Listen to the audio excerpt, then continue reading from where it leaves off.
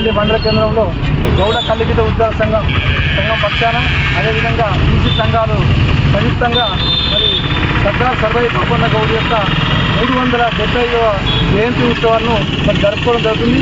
ఈ గ్రామంలోని మరి బీసీ సంఘాలు అయితేనేమి వివిధ పక్షాల నాయకులు అందరూ మరి వచ్చి మరి పాపన్న గౌడ్ నివాళులు అర్పించడం జరిగింది. మరి ఈరోజు మరి పాపన్న గౌడు ఆయన పోరాటం చేసినందుకు చాలా బీసీలకు చైతన్యం జరిగింది.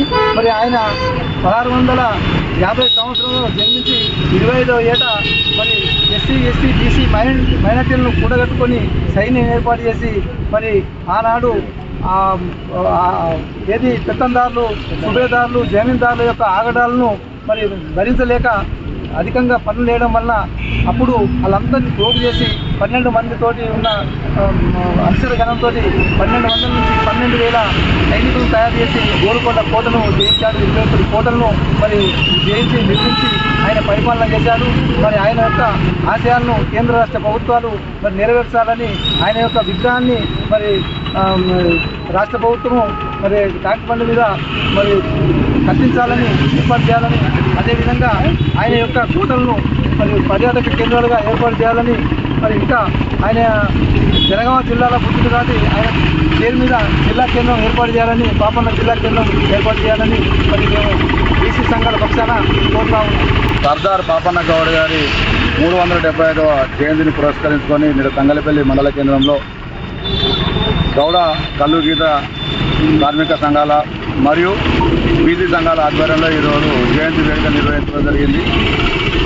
సర్దార్ సర్వై పాపన్న గౌడ్ గారి ఆశయాల మేరకు తనను కన్నగల్ల సామ్రాజ్యాన్ని సుభిక్షంగా పరిపాలించడం కొరకు నేటి యువతరం ఆయన ఆశయాలను పునిపుచ్చుకొని ముందుకు పోవాలని మండల కాంగ్రెస్ పార్టీ అధ్యక్షునిగా నేను అందరినీ విన్నవిస్తూ ఉన్నా. అలాగే ఏదైతే సర్దార్ సర్వై పాపన్న గారు తన సామ్రాజ్యంలో జరుగుతున్న అరాచకాలను అవినీతిని ఎండగట్టడం కోసం 350 సంవత్సరాల క్రితమే ఒక గెరిల్లా ఆర్మీని ఏర్పాటు చేసుకొని గోల్కొండ సామ్రాజ్యాన్ని తేలినటువంటి ఒక చక్రవర్తిగా తన పాలనను కొనసాగించింది. కాబట్టి అదే యుద్ధ స్ఫూర్తితో మన గ్రామాలను మన ప్రాంతాలను నేడు కాపాడుకోవాలి, అభివృద్ధి చేసుకోవాలని చెప్పి ఈ సందర్భంగా కోరుకుంటూ మరొకసారి సర్దార్ సర్వై పాపన్న గారి జయంతి శుభాకాంక్షలు తెలియజేస్తాం. సర్దార్ సర్వై పాపన్న గారి 375వ జన్మదినాన్ని తంగలపల్లి మండల కేంద్రంలో తంగలపల్లి గ్రామానికి చెందినటువంటి వివిధ హోదాలో ఉన్న ప్రజాప్రతినిధులు నాయకులందరం కూడా బ్రహ్మాండంగా జరుపుకొని ఆయనకు ఘన నివాళులు అర్పించడం జరిగింది.